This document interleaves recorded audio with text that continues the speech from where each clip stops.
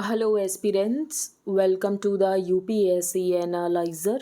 Today we will discuss newspaper analysis dated 23rd of January 2023. And if you are finding this analysis helpful, then please like, share and subscribe. यहाँ पर first news है PM Awas is for rural poor, but in West Bengal owners of houses like these are on the list. तो अगर हम यहाँ पर प्रधानमंत्री आवास योजना ग्रामीण की बात करें तो इसका ऑब्जेक्टिव ये है कि जो रूरल पुअर हैं उनको पक्का हाउसेस प्रोवाइड करने हैं, लेकिन जिनके पास पहले से पक्का हाउस है वो इसके लिए एलिजिबल नहीं है। बाकी भी हम एलिजिबिलिटी के बारे में डिटेल में डिस्कस करेंगे। तो जिनके पास यहाँ पर पहले से पक्का हाउस है ये एलिजिबल नहीं है प्रधानमंत्री आवास योजना ग्रामीण के लिए। लेकिन अगर हम यहाँ पर बात करें वेस्ट बंगाल की तो आपको लिस्ट में ऐसे बहुत सारे लोगों के नाम मिल जाएंगे जिनके पास पहले से पक्का हाउस है। For example, a 3-floor Pakka house equipped with a CCTV camera in front, a courtyard, and a garage on the ground floor. The list goes on and on of houses like these, each a far cry from the eligibility criteria for the Pradhan Mantri Awas Yojana Gramin, under which those with पक्का houses ये apply नहीं कर सकते हैं। जिनके पास पहले से पक्के हाउस हैं ये अप्लाई नहीं कर सकते हैं। Clearly none qualifies for the schemes inclusion conditions, जो कि यहाँ पर बात करता है पॉवर्टी की, डेस्टिट्यूशन, या तो आपके पास कच्चा या आपके पास जो घर है ये डिलापिडेटेड कंडीशन में, बेसिकली यहाँ पर टूटा फूटा हो, ब्रोकन हो, ओल्ड हो, तभी आप इस स्कीम के अंतर्गत अप्लाई कर सकते हो।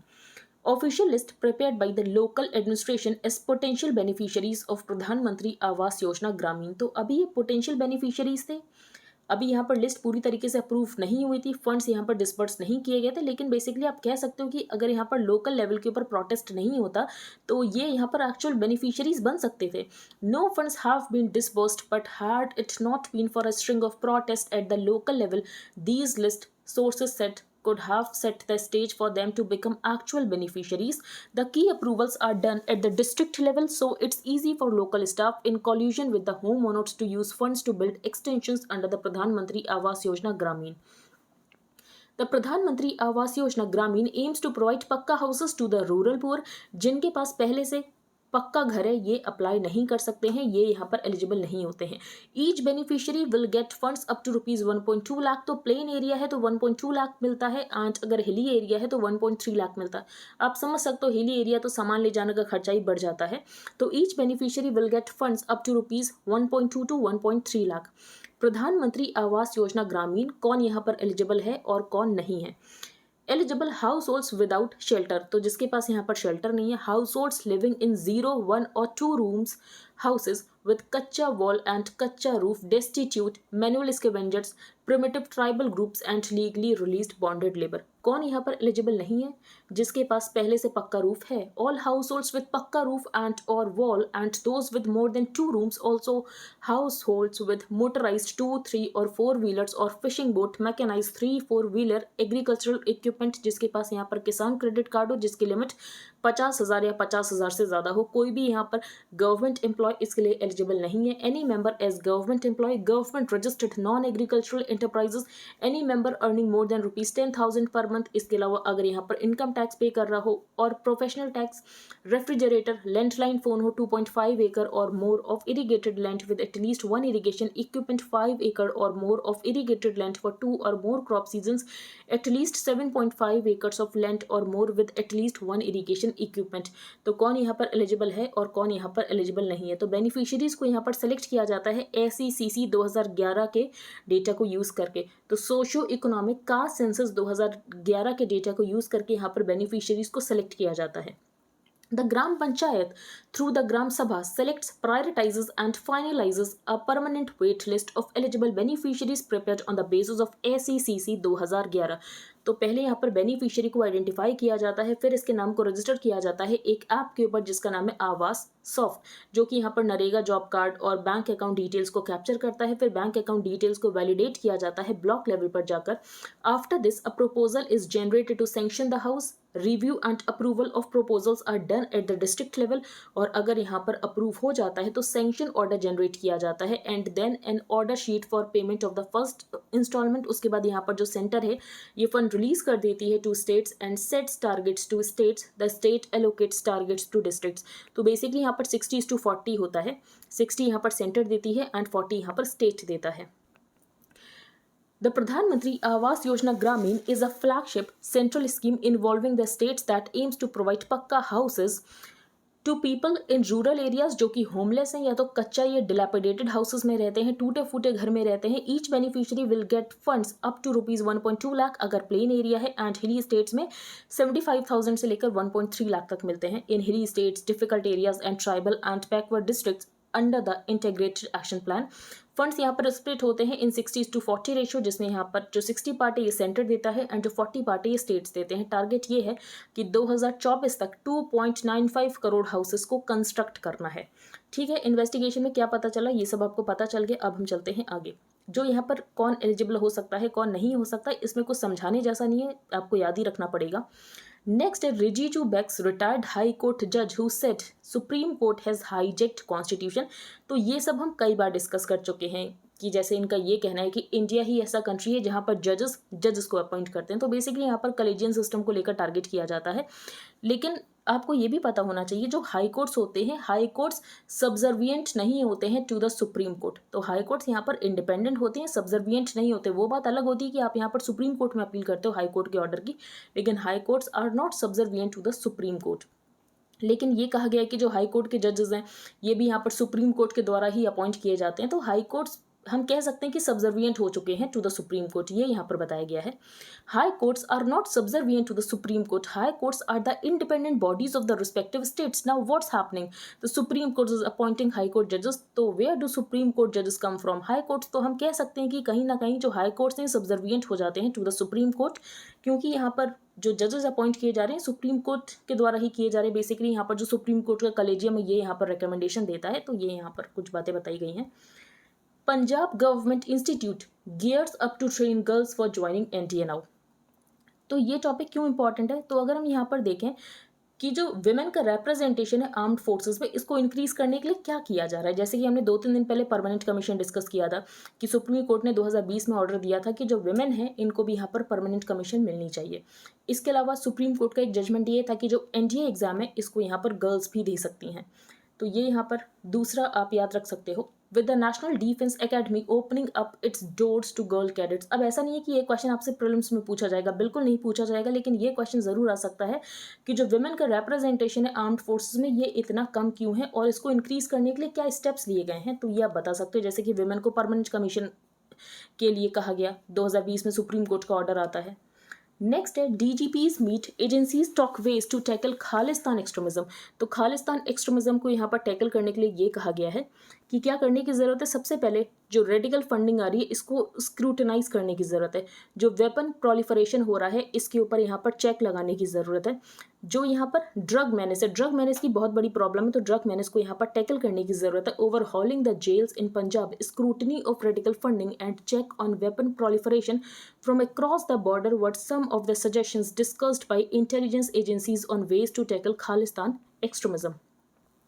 और यहाँ पर ड्रग मैनेज की बात की गई है कि यहाँ पर बहुत ज़्यादा हेरोइन सीज हुआ था. तो ये आपको डेटा नहीं याद रखना, लेकिन ड्रग मैनेज क्यों है इतना ज़्यादा इसका आपको रीज़न पता होना चाहिए.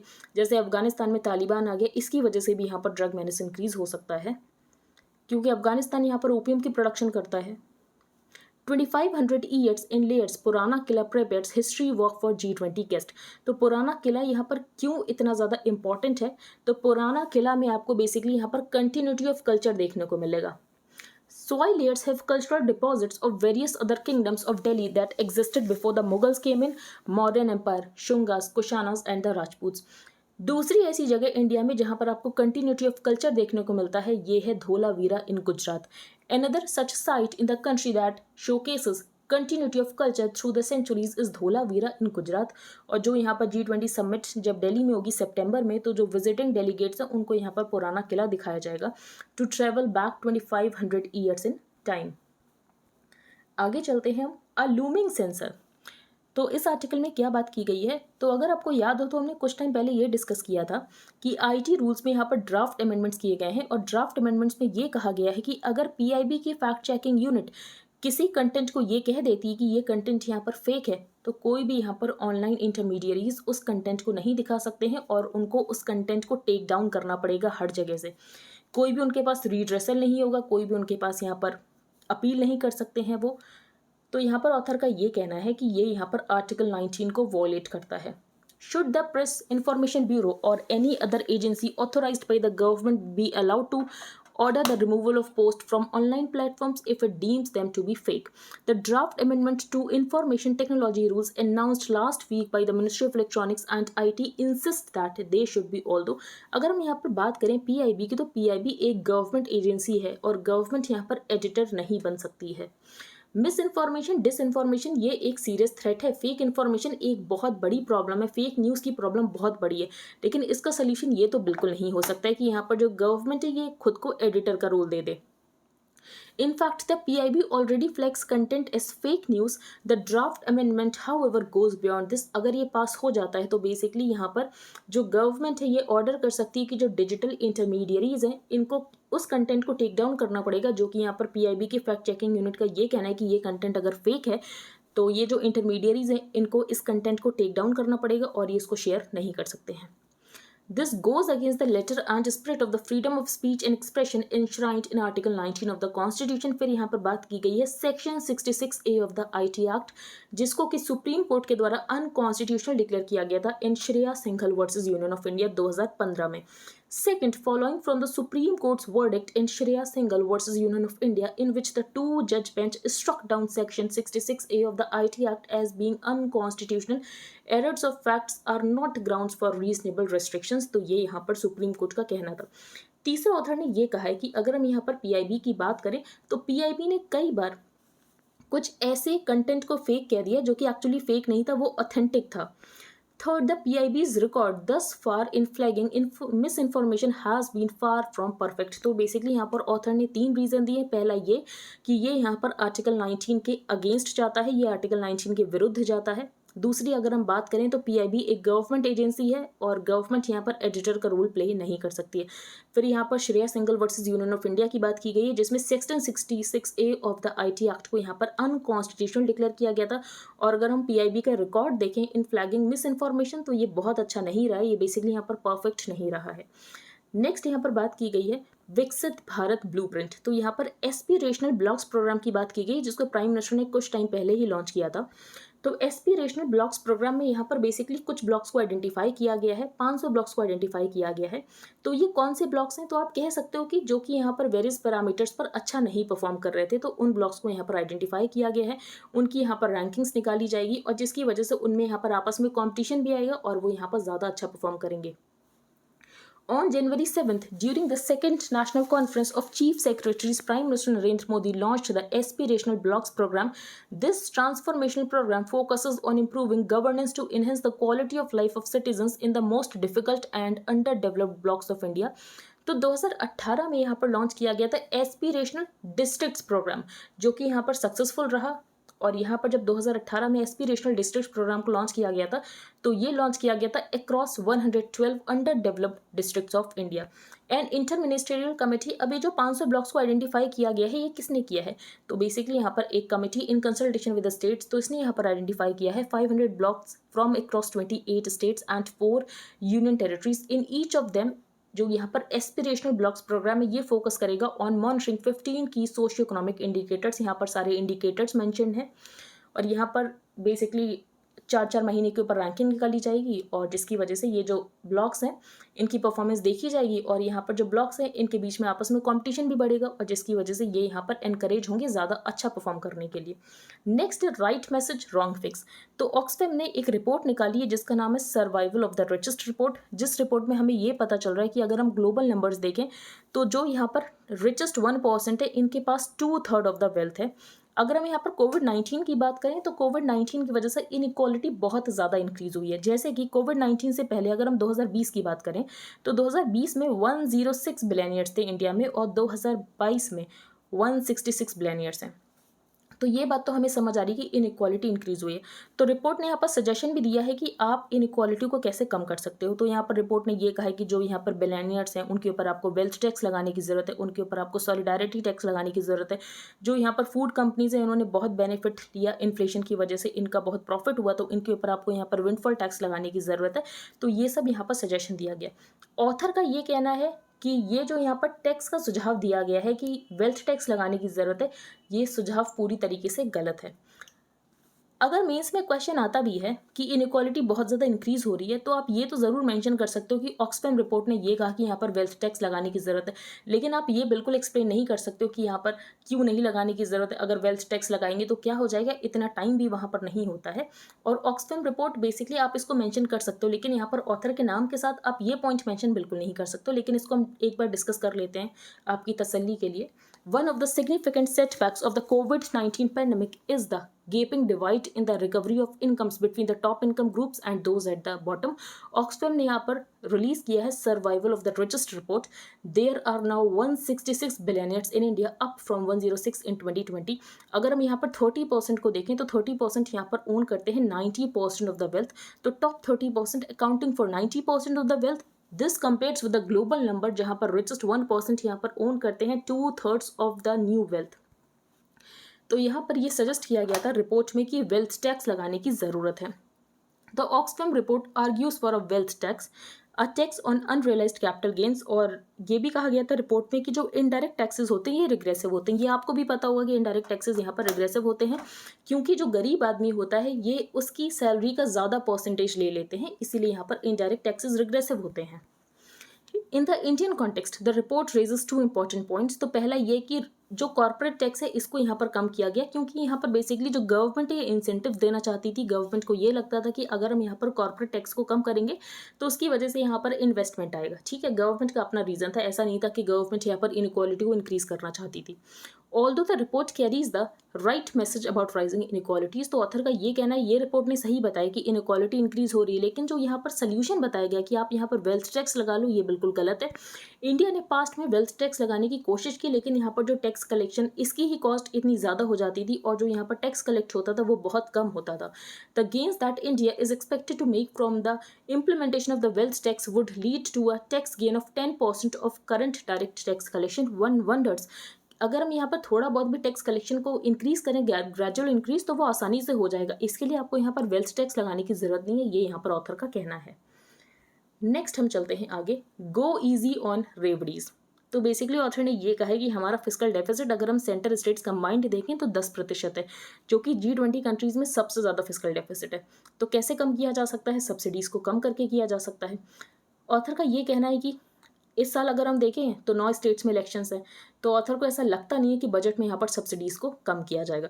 और अगर आप यहाँ पर सब्सिडीज़ को कम नहीं करोगे, अगर आप एग्री फूड स्पेस में ही 5 लाख करोड़ की सब्सिडीज़ को देते रहोगे, तो बेसिकली आपके पास बहुत कम पैसा बचेगा स्किल्स के ऊपर खर्च करने के लिए। और यहाँ पर आप अगर स्किल्स प्रोवाइड नहीं कर पाओगे तो लोगों को आप शिफ्ट कैसे करोगे एग्रीकल्चर से बाकी दूसरे सेक्टर्स में। तो अगर आपको यहाँ पर लोगों को शिफ्ट करना है एग्रीकल्चर से दूसरे सेक्टर्स में, तो बेसिकली आपको यहाँ पर लोगों को स्किल प्रोवाइड करने की ज़रूरत है। और स्किल आप तभी प्रोवाइड कर पाओगे जब आपके पास पैसा होगा, उसके लिए आपको यहाँ पर सब्सिडीज़ को कम करने की ज़रूरत है। सब्सिडीज़ अगर आप नहीं भी कम करो तो बेसिकली यहाँ पर आप उसको रैशनलाइज तो करो ही। अगर हम यहाँ पर बात करें तो ये जो लोग हैं जो एग्रीकल्चर में काम कर रहे हैं, ये दूसरे सेक्टर में कब एब्जॉर्व होंगे, जब इनके पास एजुकेशन होगी। और अगर आप अभी से इन्वेस्टमेंट करोगे एजुकेशन में तो इसका रिजल्ट हमें 10-20 साल के बाद दिखेगा। तो तब तक लिए आपको क्या करने की ज़रूरत है, क्योंकि हमारे पास तो अभी डेमोग्राफिक डिविडेंड है ना, तो अभी हम इसका क्या करें। तो ऑथर ने बेसिकली सजेस्ट किया कि आपको यहाँ पर स्किल्स के ऊपर फोकस करने की ज़रूरत है, और स्किल्स के लिए आपके पास पैसा तभी बचेगा जब आप यहाँ पर सब्सिडीज़ को रैशनलाइज करोगे। With inflation relatively under control, तो ये 6% से नीचे आ चुका है। तो बेसिकली ऑथर का ये कहना है कि अगर हम यहाँ पर मैनेज कर लें 6.5 to 7% ग्रोथ, तो हम मान सकते हैं कि काफ़ी अच्छी ये हमारी परफॉर्मेंस रहेगी। But how can she achieve this high GDP growth, तो ये हमारी फाइनेंस मिनिस्टर के बारे में कहा गया है। The short answer is to keep development expenditures, तो यहाँ पर डेवलपमेंट एक्सपेंडिचर इंक्रीज करना है, और जो रेवड़ी कल्चर है, जो सब्सिडीज है, इसको यहाँ पर कम करना है। इंडिया का फिस्कल डेफिसिट यहाँ पर 10% के आसपास रहा है फॉर द लास्ट 3 years, जो कि यहाँ पर G20 में सबसे ज़्यादा है, the highest amongst all G20 countries, and much of this is because of large doles and high borrowings. तो यहाँ पर सरकार बहुत ज़्यादा सब्सिडीज देती है, बहुत ज़्यादा बोरोइंग करती है, जिसकी वजह से हमारा फिस्कल डेफिसिट इतना ज़्यादा है। तो क्या करने की ज़रूरत है, सबसे पहले ऑथर ने यहाँ पर एग्रीकल्चर की बात की है। एग्रीकल्चर में 46.5% लोग इंगेज हैं। अगर हम चाइना की बात करें तो चाइना में हमसे आधे लोग इंगेज हैं और हमसे दुगनी प्रोडक्शन करते हैं। The largest share of the working population in India is still engaged in agriculture और 46.5% बहुत ज़्यादा है। लोगों को एग्रीकल्चर से मूव आउट करने की ज़रूरत है, जैसा कि बाकी इकॉनमीज में हुआ, लेकिन इंडिया में ऐसा नहीं हो पा रहा है।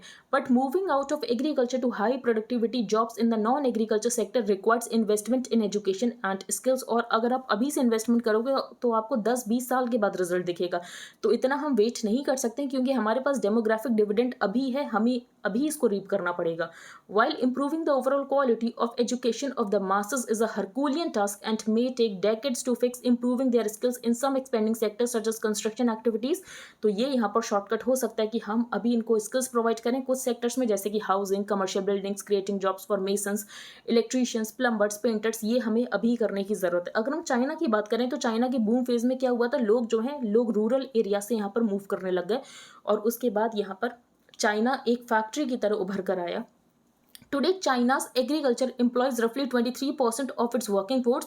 तो चाइना के एग्रीकल्चर में सिर्फ 23% लोग इंगेज हैं, और ये यहाँ पर which is exactly half of what Indian agriculture employees. जैसे कि हमने देखा कि इंडिया में यहाँ पर 46% है और इनके यहाँ सिर्फ 23% है।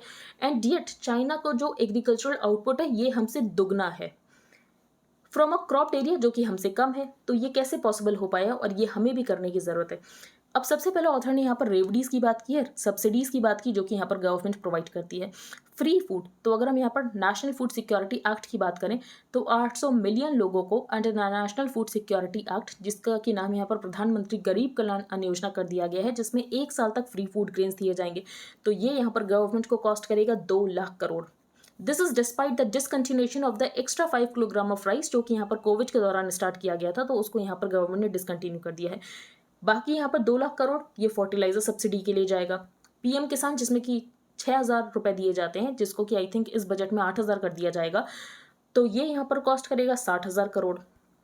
फिर बाकी यहाँ पर इंटरेस्ट सबवेंशन सब्सिडी दी जाती है क्रॉप इंश्योरेंस प्रीमियम में, तो ये सब कुछ यहाँ पर मिला जुला कर हो गया 5 lakh crore.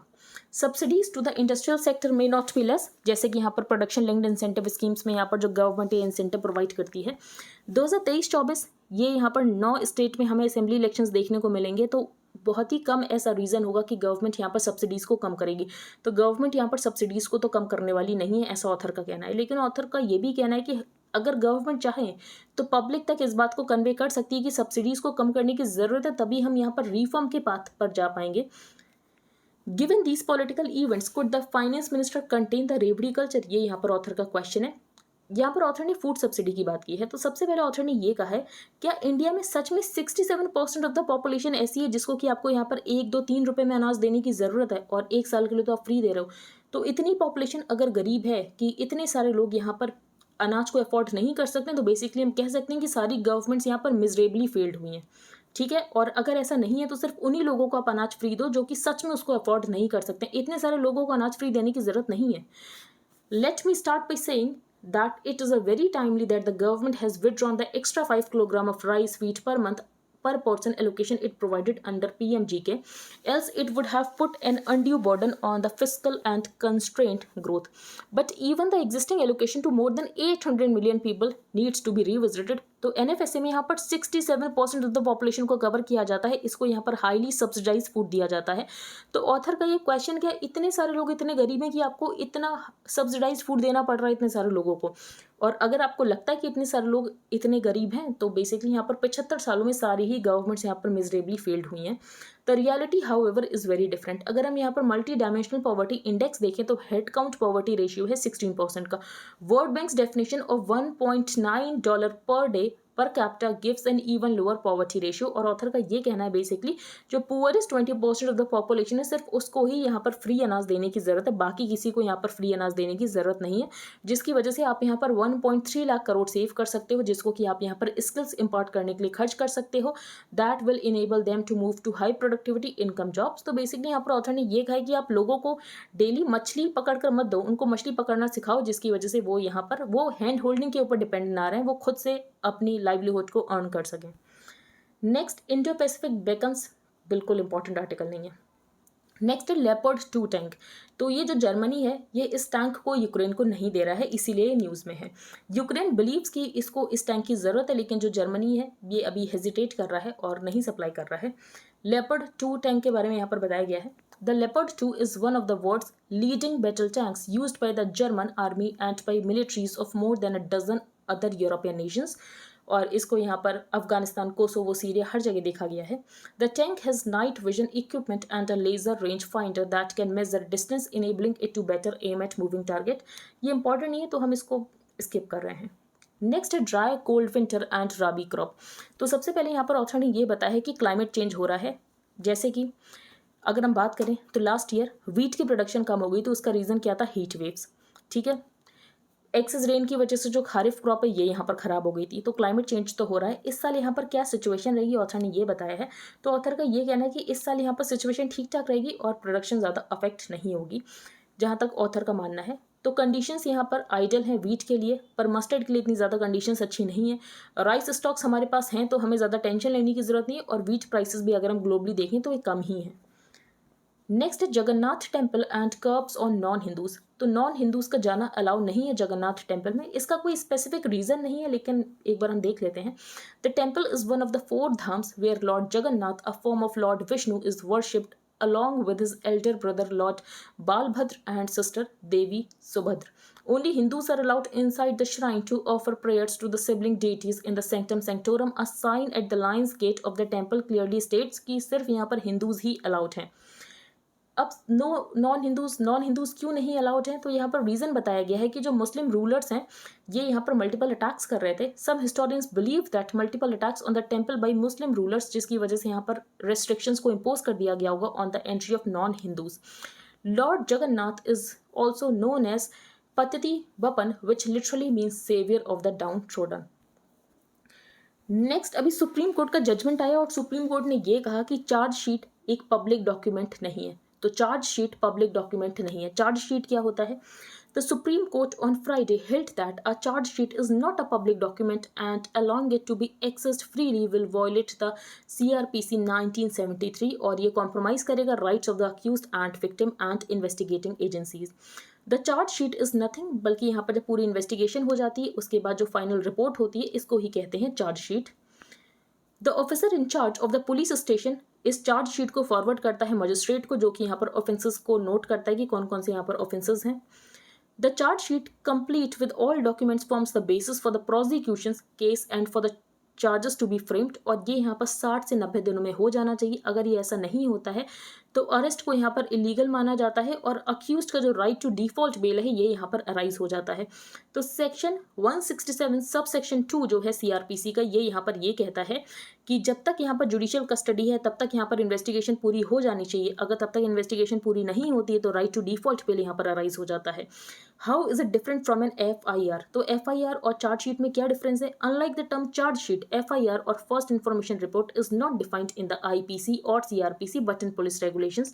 FIR is filed at the first instance after the police are informed of a cognizable offense. FIR का मतलब ये नहीं कि यहाँ पर जो पर्सन का गिल्ट है साबित हो गया, बिल्कुल ऐसा नहीं. FIR के बाद यहाँ पर इन्वेस्टिगेशन शुरू होती है. Only if the police find sufficient evidence can the case be forwarded to the magistrate. Otherwise जो accused उसको रिलीज कर दिया जाता है from custody under section 169 of CRPC. Why did the Supreme Court? तो सुप्रीम कोर्ट ने ये क्यों कहा कि चार्जशीट एक पब्लिक डॉक्यूमेंट नहीं है? The court held that a charge sheet can't be made publicly available as it is not a public document. अगर हम देखें section 74 and 76 of the Indian evidence act of 1872, तो यहाँ पर चार्जशीट एक पब्लिक डॉक्यूमेंट नहीं है.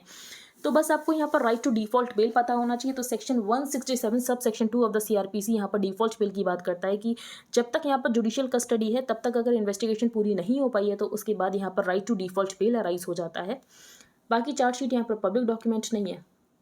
USA में एक बहुत बड़ी प्रॉब्लम है, ये प्रॉब्लम है गन वायलेंस की. अगर आपको इसका रीज़न पता है कि USA में गन वायलेंस इतना ज़्यादा क्यों होता है, then please tell me in the comment section. Peru, तो पेरू में यहाँ पर प्रोटेस्ट चल रहे हैं. यहाँ पर एक लोकेशन है माचू पिक्चू की, तो ये आपको पता होनी चाहिए Machu Picchu. Currency falls to record low, तो ईरान के ऊपर यहाँ पर बहुत ज़्यादा सैंक्शंस लगे हुए हैं जिसकी वजह से यहाँ पर जो ईरान की करेंसी है लगातार फॉल हो रही है. ईरान की करेंसी है रियाल. इन साउथ अफ्रीकास मलावी, तो ये जो साउथ अफ्रीका है ये बहुत ज़्यादा न्यूज़ में था कि इसने यहाँ पर कॉलरा को एलिमिनेट कर दिया है. अगर आपको याद हो, आपने रीड किया हो कुछ साल पहले, तो जो साउथ अफ्रीका ये बहुत ज़्यादा न्यूज़ में रहता था कि साउथ अफ्रीका यहाँ पर एग्जाम्पल बन चुका है, इसने यहाँ पर कॉलरा को पूरी तरीके से एलिमिनेट कर दिया है. सिर्फ यहाँ पर 2 केसेस रिकॉर्ड हुए थे, लेकिन साउथ अफ्रीका में कॉलरा की वजह से बहुत सारे लोगों की डेथ हो रही है। 2022 में 900 लोग मर चुके हैं। इसका मतलब यह है कि कॉलरा खत्म होने के बाद भी बहुत तेजी से वापस आ सकता है। Not long ago Malawi looked like a shining success story in the global fight against cholera, a largely waterborne bacterial disease जो कि मोस्टली अफेक्ट करती है लो इनकम कंट्रीज को। National vaccination and sanitation efforts had all but eradicated the disease in Malawi, reducing the number of recorded cases to past only 2 in 2021. Malawi stands out as a warning of how suddenly a disease can consume even countries that had nearly eliminated it. तो यहाँ पर बात की गई है cholera की। Next economy page पर हम देखते हैं प्रधानमंत्री किसान हैंड आउट। तो जैसे 6,000 रुपये दिए जाते थे, इसको यहाँ पर 8,000 रुपये किया जा सकता है इस बजट में। Under Pradhan Mantri Kisan Samman Nidhi launched in February 2019, ₹6,000 is annually transfer to each farmers irrespective of their land holdings. तो ये आपको पता होना चाहिए, बाद में चेंज किया गया था। Irrespective of their land holdings यहाँ पर 6,000 रुपये दिए जाते हैं और इसको इस बार 8,000 रुपये किया जा सकता है। इन over 3 years financial assistance of more than ₹2 trillion had been provided to needy farmers under the PM किसान स्कीम। और ये यहाँ पर फार्मर्स को हेल्प करते हैं, जैसे कि कोविड के दौरान बहुत ज़्यादा फाइनेंशियल डिस्ट्रेस हो गया था, तो पीएम किसान स्कीम ने बहुत ज़्यादा हेल्प किया था फार्मर्स को। नेक्स्ट है, यहाँ पर ये बताया गया है कि जो हमारी इम्पोर्ट है, हम इसको डाइवर्सिफाई करने की कोशिश करें। फॉर एग्जांपल, हमने ऑयल रशिया से लेना शुरू किया, गिबॉन से लेना शुरू किया, तो हम अपने इम्पोर्ट जो बास्केट है इसको डाइवर्सिफाई करने की कोशिश करें। हम यहाँ पर बहुत सारे कंट्रीज से इंपोर्ट कर रहे हैं, जो कि अच्छी बात है। इसके अलावा जो हमारी रिलायंस है, हम इसको भी कम कर रहे हैं। ये कैसे कम कर रहे हैं? तो बेसिकली हम यहाँ पर ब्लेंडिंग की बात करेंगे। 20% हमें ब्लेंडिंग टारगेट अचीव करना है 2025 तक। It will achieve 20% ethanol blending in petrol by 2025, जिसकी वजह से हमारी रिलायंस भी थोड़ी कम होगी। While the nation is dependent on imports to meet 85% of its oil needs and 50% of its natural gas requirements, India is mixing ethanol extracted from sugar cane and other agri produce in petrol, जिसकी वजह से हमारी overseas Reliance थोड़ी कम होगी। तो आज के न्यूज़पेपर में इतना ही था। अगर आपको इंडियन एक्सप्रेस के स्टैटिक पार्ट चाहिए प्लस हाईलाइटेड पोर्शन, तो आप इसको बाय कर सकते हो। ये आपको कॉस्ट करेगा 100 रुपीज़ पर मंथ। तो आपको इंडियन एक्सप्रेस का हाईलाइटेड पोर्शन मिलेगा plus static part related to every topic. तो इसके लिए आपको क्या प्रोसीजर फॉलो करना है? तो सबसे पहले आपको अपने टेलीग्राम अकाउंट का एक यूजर नेम बनाना है। Then you have to change your privacy settings. For that आपको सेटिंग्स में जाना है, then privacy and security, then groups and channels, who can add me to the group chats, वहाँ पर आपको एवरीबडी चूज करना है। You can pay via UPI to the mentioned UPI ID and then you have to send payment proof along with your Telegram user ID to the mentioned email ID। Second program है current affairs mentorship programme, जिसमें current affairs को detail में discuss किया जा रहा है। आपको in depth understanding मिलेगी, आपको डेली लेक्चर्स मिलेंगे, आपको डेली PDFs मिलेंगे, आपको डेली क्विजेस मिलेंगे, पर्सनल डाउट क्लियरिंग सेशंस होंगे। जो स्टैटिक पोर्शन करंट अफेयर से रिलेटेड होगा, इसको डिटेल में डिस्कस किया जाएगा। और ये सीरीज आपको प्रीलिम्स के लिए भी यूजफुल रहेगी एंड आपके मेंस के लिए भी यूजफुल रहेगी। इसका प्राइस है 2,000 रुपीज़ पर मंथ। अगर आप इंटरेस्टेड हो, then you can make payment via UPI to the mentioned UPI ID and then you have to send your name, email ID, telegram ID, proof of payment to the mentioned email ID. wait for some time to get added to the premium group, जहाँ पर आपको daily link मिलेंगे for the videos. तो हम basically revise करते हैं economy page से। तो पीएम किसान का जो हैंड आउट है, इसको यहाँ पर 8,000 रुपये किया जा सकता है। अभी यहाँ पर प्रेजेंटली 6,000 रुपये दिए जाते हैं इररिस्पेक्टिव ऑफ लैंड होल्डिंग्स, और इसको यहाँ पर 8,000 रुपये किया जा सकता है। इंडिया का टारगेट है कि हमें 20% इथेनॉल ब्लेंडिंग अचीव करना है पेट्रोल में बाई 2025। फिर यहाँ पर हमने डिस्कस किया माकचू पिकचू, ये लोकेशन कहाँ पर है? ये है पेरू में। फिर हमने डिस्कस किया ईरान की जो करेंसी है रियाल, इसमें बहुत ज़्यादा फॉल हो रहा है। इसका रीज़न क्या है? तो ईरान के ऊपर बहुत ज़्यादा सैंक्शंस लगे हुए हैं। चार्जशीट एक पब्लिक डॉक्यूमेंट नहीं है। बाकी हमने यहाँ पर डिस्कस किया section 167 sub section 2 of the CRPC, जो कि ये कहता है कि अगर जुडिशियल कस्टडी के दौरान इन्वेस्टिगेशन पूरी नहीं होती है, तो यहाँ पर right to default bail arise हो जाता है। जगन्नाथ टेम्पल के बारे में डिस्कस किया। फिर हमने यहाँ पर क्लाइमेट चेंज के बारे में डिस्कस किया कि क्लाइमेट चेंज की वजह से यहाँ पर जो प्रोडक्शन है कैसे इंपैक्ट हो रही है, जैसे कि हीट वेव्स की वजह से यहाँ पर वीट प्रोडक्शन कम हो गई थी। फिर लेपर्ड 2 टैंक, जो कि यहाँ पर जर्मनी नहीं दे रहा है यूक्रेन को। फिर यहाँ पर ऑथर ने बेसिकली ये कहा है कि जो रेवडीज़ है, जो सब्सिडीज़ है, इसको कम करने की ज़रूरत है। अगर आप यहाँ पर सब्सिडीज़ कम करोगे, तभी आप स्किल्स को इम्पार्ट कर सकते हो यूथ को, और हम अपने डेमोग्राफिक डिविडेंड को रीप कर सकते हैं। राइट मैसेज रॉन्ग फिक्स, तो यहाँ पर हमने ऑक्सफैम रिपोर्ट के बारे में डिस्कस किया, जिसमें यहाँ पर इनइक्वालिटीज़ बताई गई है कि ग्लोबल नंबर्स अगर हम देखें तो टॉप 1% ने यहाँ पर कैप्चर कर रखा है 2/3 ऑफ द वेल्थ। लेकिन ऑथर ने ये कहा कि जो रिपोर्ट में सजेशन दिया गया है वेल्थ टैक्स लगाने का, ये पूरी तरीके से गलत है। नेक्स्ट हमने एस्पिरेशनल ब्लॉक्स प्रोग्राम के बारे में डिस्कस किया। बाकी यहाँ पर draft amendments to IT rules, जिसमें यह कहा गया है कि अगर PIB के फैक्ट चेकिंग यूनिट किसी न्यूज़ को ये कहती है, किसी कंटेंट को ये कहती कि ये यहाँ पर फेक है, तो कोई भी यहाँ पर जो ऑनलाइन इंटरमीडियरीज है उस कंटेंट को नहीं दिखा सकता, उस कंटेंट को होस्ट नहीं कर सकता और उस कंटेंट को उसको टेक डाउन करना पड़ेगा। तो ऑथर का बेसिकली ये कहना है कि गवर्नमेंट यहाँ पर एडिटर नहीं बन सकती है और ये आर्टिकल 19 को वॉलेट करता है। और अगर हम PIB का रिकॉर्ड देखें, जो न्यूज़ होती है उसको फेक करार देने में, तो ज़्यादा रिकॉर्ड अच्छा नहीं रहा है। काफ़ी बार ऑथेंटिक न्यूज़ को भी यहाँ पर PIB ने फेक बता दिया है। फिर हमने पुराना किला के बारे में डिस्कस किया। बाकी आपको कहाँ पर दिखेगा कंटिन्यूटी ऑफ कल्चर, तो ये आपको दिखेगा धोलावीरा इन गुजरात। खालिस्तान एक्सट्रीमिज्म को टैकल करने के लिए क्या किया जा सकता है? ड्रग मैनेज, तो ड्रग मैनेज एक बहुत बड़ी प्रॉब्लम है। फिर यहाँ पर हमने प्रधानमंत्री आवास योजना ग्रामीण के बारे में डिस्कस किया। इसमें यहाँ पर एलिजिबिलिटी कंडीशंस क्या है, SECC 2011 के डेटा को यूज़ किया जाता है बेनिफिशियरीज को आइडेंटिफाई करने के लिए। जो हाई कोर्ट्स होते हैं सब्जर्विएंट नहीं होते हैं टू द सुप्रीम कोर्ट। तो आई होप आपको सब कुछ क्लियर हो गया हो। अगर आपका कोई भी डाउट है तो आप टेलीग्राम ग्रुप पर पोस्ट कर सकते हो। If you liked the video then please like, share and subscribe. Thank you and have a nice day.